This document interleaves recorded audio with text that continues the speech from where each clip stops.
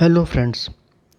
पिछली वीडियो में मैंने आपसे यह डिस्कस किया था कि जब हम ट्रेडिंग डिसीजंस लेने में मूविंग एवरेज का प्रैक्टिकल यूज़ करेंगे तब हम कम से कम 6 पीरियड्स के मूविंग एवरेज यूज़ करेंगे।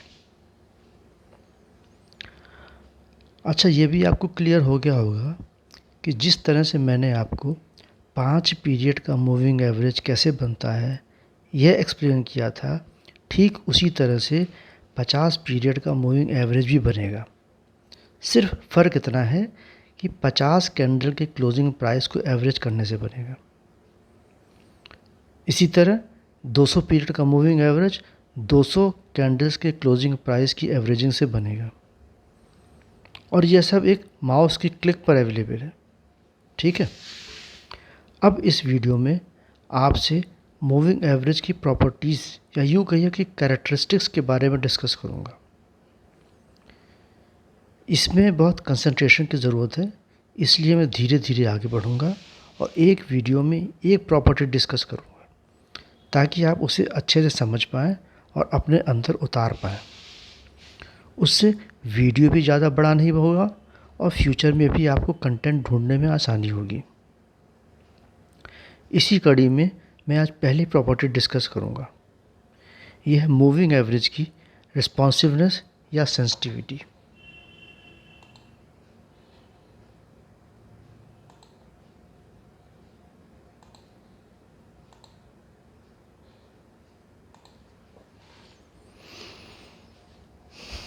ये रिस्पॉन्सिवनेस या सेंसिटिविटी होती क्या है? देखिए, हम सब जानते हैं कि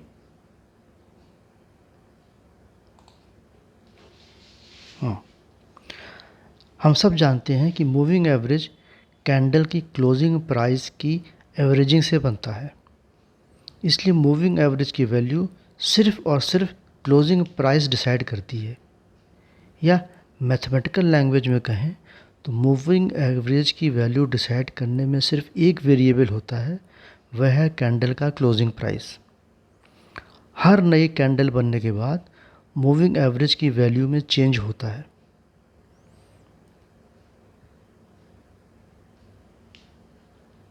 ठीक है, अब हम यह समझने की कोशिश करते हैं कि हर नई कैंडल डिफरेंट पीरियड के मूविंग एवरेज पर क्या इफ़ेक्ट डालती है, यानी उसमें कितना चेंज लाती है। अब देखिए, 5 पीरियड का मूविंग एवरेज 5 कैंडल की क्लोजिंग प्राइस से डिसाइड होता है।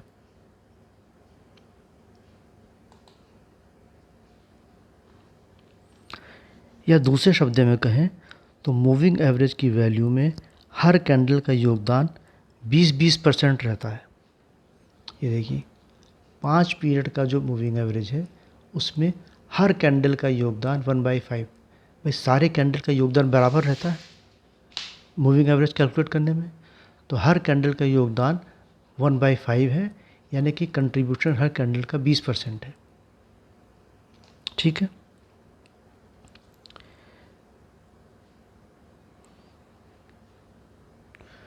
तो होगा क्या, अब चूँकि हर कैंडल का कंट्रीब्यूशन 20% है, तो ज़रा कैंडल के चेंज होने पे, नई कैंडल बनने पे मूविंग एवरेज में वो काफ़ी ज़्यादा बदलाव ले आता है। ठीक है, मूविंग एवरेज तेज़ी से मूव करेगा क्योंकि 5 ही कैंडल्स पे डिपेंडेंट है और एक कैंडल्स में से चेंज हो रही है, तो जैसी नई कैंडल चेंज होगी तुरंत मूविंग एवरेज में अच्छा खासा अप्रिशिएबल चेंज हो जाएगा।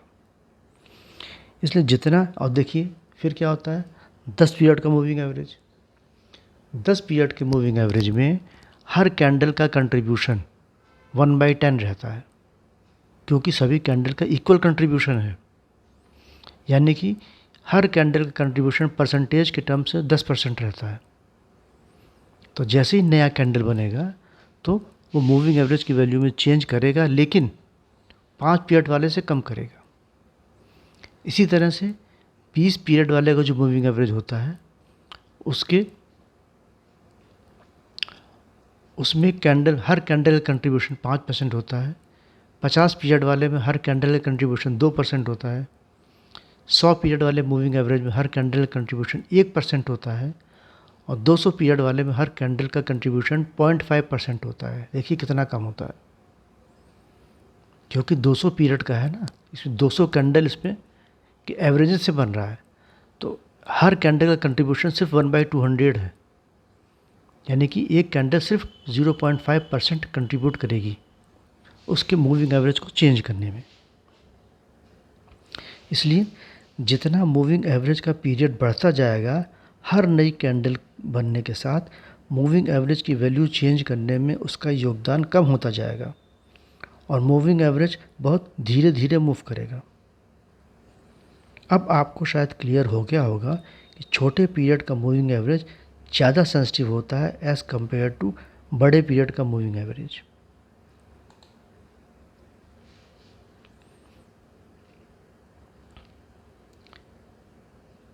इसलिए बुलिश मार्केट में जब क्लोजिंग प्राइस की वैल्यू बढ़ रही होती है, तब 5 पीरियड का मूविंग एवरेज सबसे ऊपर होता है और 200 पीरियड का मूविंग एवरेज सबसे नीचे होता है।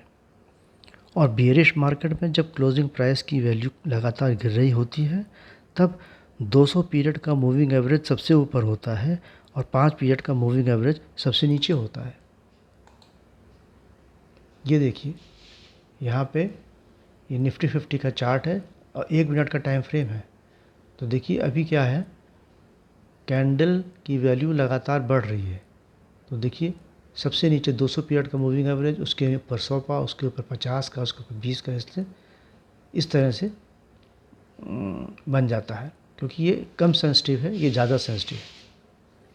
और देखिए जब ये गिर रहा होता है तो सबसे ऊपर 200 का, उसके नीचे 100 का, उसके नीचे 50 का, क्योंकि कैंडल लगातार कैंडल की क्लोजिंग प्राइस नीचे गिरती जा रही, कम होती जा रही।